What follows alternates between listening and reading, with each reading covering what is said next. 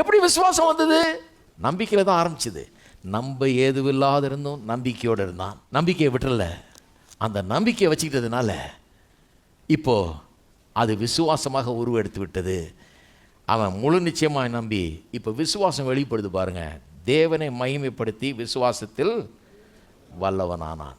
தேவனை மகிமைப்படுத்தினா அவன் கர்த்தருக்கு நன்றி சொல்ல ஆரம்பிச்சிட்டான். கர்த்தரை மகிமைப்படுத்த ஆரம்பிச்சிட்டான்.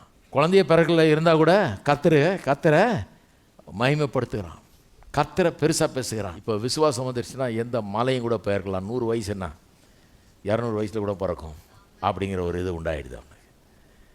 அதே மாதிரி அவனுக்கு நடக்கிறது பாருங்கள். போக போக போக அந்த நம்பிக்கையின் பூரண நிச்சயம் உண்டாயிடுது. இதே மாதிரி தான் நம்மளுக்கும். எத்தனை பேருக்கு நம்பிக்கை இன்றைக்கி துளுக்குது லேசா?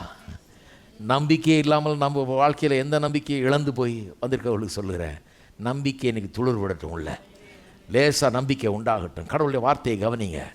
இந்த வசனங்கள்லாம் நமக்காக எழுதப்பட்டிருக்கிறதா. ரோமர் 15:4 சொல்லுது. இதெல்லாம் எதுக்காக எழுதப்பட்டிருக்கு? நமக்கு நம்பிக்கை ஊட்டும்படியாக, நமக்கு நம்பிக்கை உண்டாயிருக்கும்படியாக. ஆபிரகாம் கதை, யாக்கோபு, யோசேப்பு எல்லார் கதையும் எழுதப்பட்டிருக்குது.